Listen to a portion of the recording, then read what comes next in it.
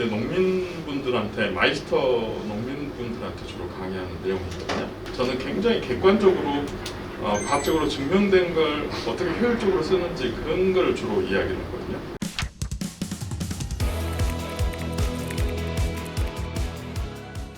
미생물? 뭐 그냥 공짜로 주면 쓰지. 근데 돈 주고 사서 쓴다는 말은 잘 안 해. 여기 콩에 지금 진딧물이 왔어요. 진딧물이 오잖아요. 그러면 이 콩에서 무슨 물질을 만드냐면 자스몬산이라는 물질을 만들어요. 이게 휘발성 물질. 옆에 퍼져요. 퍼지면서 이게 봉화불이 되는 겁니다. 옆에다가 이야기를 하면서 지금 진딧물이 왔으니까 방어할 물질을 만들어라. 이게 고추인데요. 진딧물들이 공격을 하니까 얘가 어디다 대고 도와달라고 그러냐? 뿌리한테 도와달라고. 뿌리에 있는 미생물한테 도와달라고. 거의 대부분의 FMC에서 지금 개발된 모든 미생물 제품들은 다 토양에 들어가는 관주용 제품이라고 저는 생각을 해요. 병협살포하는 제품은 아직까지 하나도 안 나온 것 같더라고요. 보니까.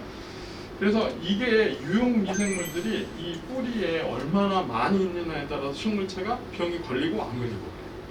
대부분의 70%가 곰팡이입니다. 근데 농민분들은 곰팡이하고 세균하고 구분이 잘 못하십니다. 그러니까 그러니까 농약이 뭐 세균 죽이는 거 따로 있고, 뭐 세균제 등록된 농약도 있고, 곰팡이 살균제라고 하는 거는 곰팡이도 죽이고 세균도 죽인다고 그렇게 생각을 하시고 계시거든요. 보시면 병든 모양이 되면 이거는 병원균이 침입을 해가지고 식물체가 죽은 모습이잖아요. 그죠? 이거 같은 경우는 수박이거든요. 제주 농가분들은 이쪽 거 거의 모릅니다. 이거 하나 빼놓고. 왜? 이거는 제주도에서 재배되는 게 잘 아니거든요. 이게 덩쿨이 마른다 그래서 덩쿨 마름병이라고 그러고, 요거는 다 아시더라고요. 시드름병이죠. 그렇죠? 요거 세균병 같은 경우는 할로 생긴다고 그러고 막 그러면 그러냐고 그러고요. 요즘 농민들이 수준이 어느 정도냐면 제가 강의를 할 때 그러니까 현미경, 디지털 현미경을 줘요. 한 200배 정도 확대돼요. 그래서 이 사람들이 요걸 봐요, 실제로. 그래서 포자가 있는지 없는지 보라고 진단을 그렇게 하라고. 균핵병, 뭐 흰갑병 다 아시고. 기본적으로 면역으로 방제가 가능하고, 면역이 뚫렸을 경우에 돌파감염이라고 그러잖아요. 요즘 신문 방송에 제가 요즘은 강의하기가 무지하게 쉬워요. 농민들이 다 알아. 돌파감염 아시죠? 그리고 그거 걸리면 어떻게 해야 돼? 약 나와야 되잖아요. 그죠? 그러니까 그거 이제 농약 쓰든지 이제 농약 제품 써야 된다고 그러면 옛날에는 그 말을 이해를 못했어요. 그 다음에 이 병원균 숫자는요, 일반적으로 10만 개 이상이 돼야지만이 병이 납니다. 10만 개 이상 안 되면 병이 안 납니다. 식물 같은 경우는 나중에 이제 설명을 해야겠지만 병원균 같은 경우는 실제로 보여져요. 병원균 같은 경우는 곤충은 보이잖아요, 우리 눈에. 근데 병원균은 이 양반들이 한 번도 본 적이 없어요. 이제 FMC나 글로벌 회사나 앞으로 미래의 타겟으로 삼아야 될 병이 지금까지는 요거였으면 앞으로 요거가 상당히 중요한 타겟 병이 될 것 같아요. 이거는 물이 없으면 병이 안 나요. 물이 필수예요, 물. 꼬리가 있는 모든 병원균들은 헤엄을 쳐야 돼요, 물속에서. 그래서 그런 게 있고요. 그 다음에 포자 같은 경우도 주머니 안에 생겨요. 요거는 노출돼 있어요. 그러니까 농약을 딱 뿌리잖아요. 그럼 포자가 바로 맞아갖고 바로 효과가 나는데, 얘네들은 포자가 주머니 안에 붙어 있어요. 식물 병원 세균 같은 경우도 주로 식물 물이 굉장히 중요해요. 곰팡이 같은 경우는 물이 왜 중요하냐? 발화할 때 중요합니다. 발화. 아까 포자가 발화해갖고 균사 뚫고 들어가는데 그때 필요한 게 물인데요. 얘네들은 움직이고 침입하고 헤엄쳐 다녀야 되니까 얘네들은 항상 물이 필수예요. 요즘 제가 한참 재미있게 연구하는 게 이 바이러스입니다. 바이러스는 매개충이 필수죠.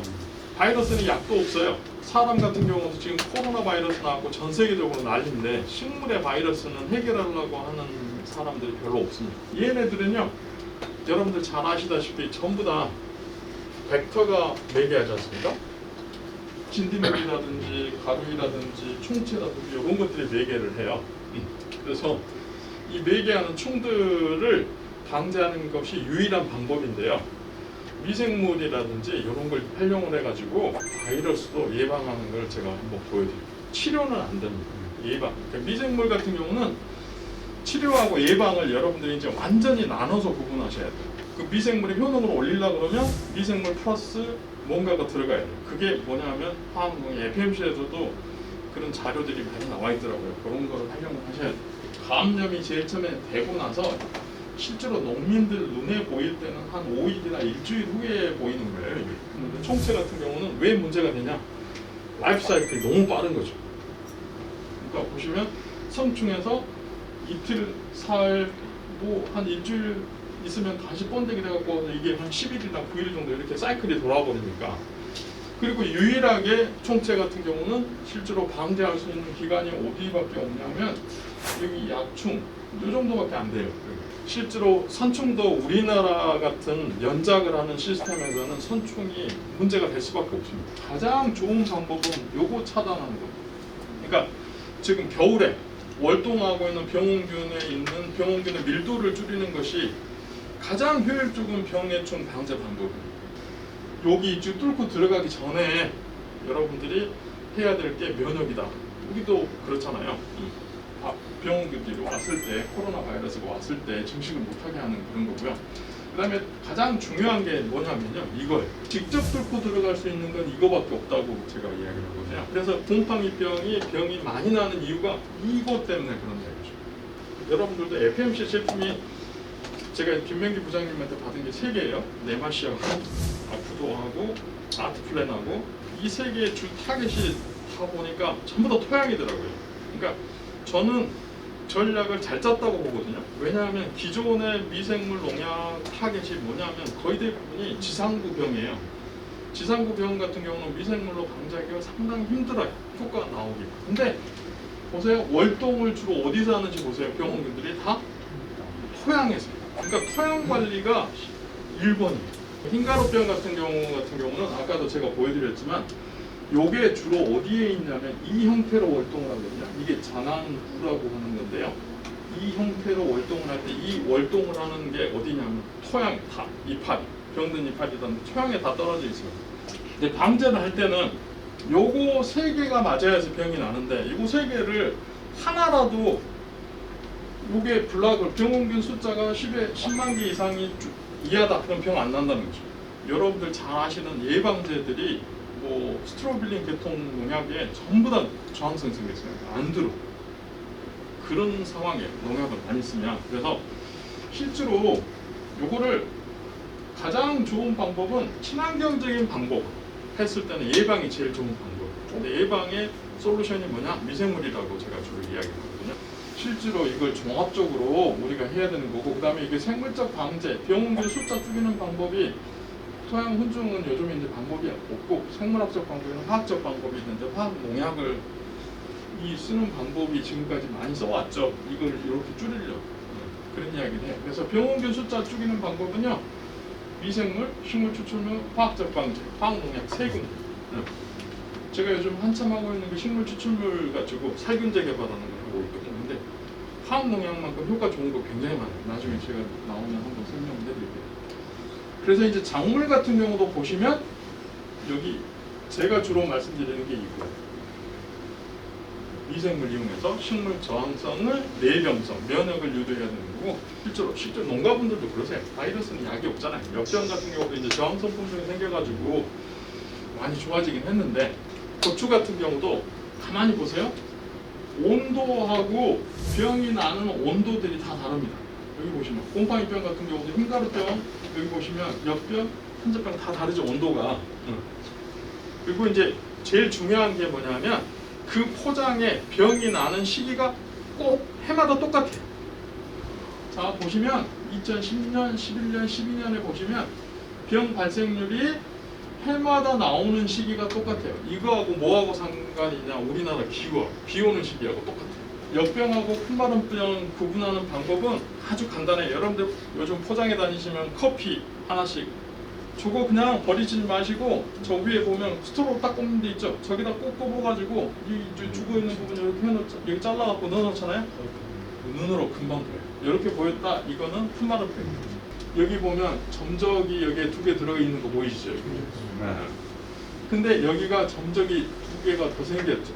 여기가 몇 그루, 한 6, 7그루가 초창기에 제가 가서 이거 잡았지, 안 그랬으면 이거 다 걸려 죽었을 거예요. 그러니까 뭔 약 써야 되냐고 저한테 물어보는 거예요. 지금 폼마라펜 같은 경우는 조금 힘드니까 요거를 물을 여기다 떨어뜨리지 말고 물을 점적을 자르라고 했어요. 막 잘랐어. 앞뒤로 10그루. 그러니까 여기는 구멍이 없는 물 파이프라인이 지나가는 거죠. 이거는 원래 있던 점적이에요. 그러니까 여기에 물이 떨어져요, 안 떨어져? 안 떨어져. 여러분들이 아셔야 될 거는, 자 보세요. 진딧물 발생하는 거하고 이게 CMV일 겁니다. CMV 바이러스 발생 관계하고 차이를 보시면, 여기가 5월 달부터 이제 진딧물이 나오기 시작하는데 고추에 유시충, 날개 달린 진딧물이 있거든요. 진딧물이 날개 달려요. 그러니까 복숭아 흑진딧물은 어디서 활동을 하냐? 복숭아 밭에서 활동을 해요. 그래서 날개 달린 게 어디로 오냐? 고추밭까지 오거든요. 그래서 이게 숫자가 줄어 이렇게 증가하거든요. 그러면 바이러스는 이때 병이 나냐 안 나냐? 안 보입니다. 그리고 진딧물 숫자가 증가했다가 한 달 후에 이제 바이러스가 보이기 시작하는 거예요. 제가 아까 그랬죠. 바이러스는 눈에 보이려 그러면 최소한 일주일, 한 달이 있어야 병이 보인다고 그랬잖아요. 그러니까 여기도 이제 바이러스 병이, 그러니까 이때 진딧물 방제를 못하면 바이러스 방제가 안 된다는 거죠. 살충제하고 같이 쓰잖아요. 그러면 이게 막이, 그러니까 병원균들이 실제로 충들이 뚫고 들어와서 바이러스가 증식을 못하게 하는 거 역할을 이게 얘가 해요. 그러니까 얘가 미리 가요. 살충제보다.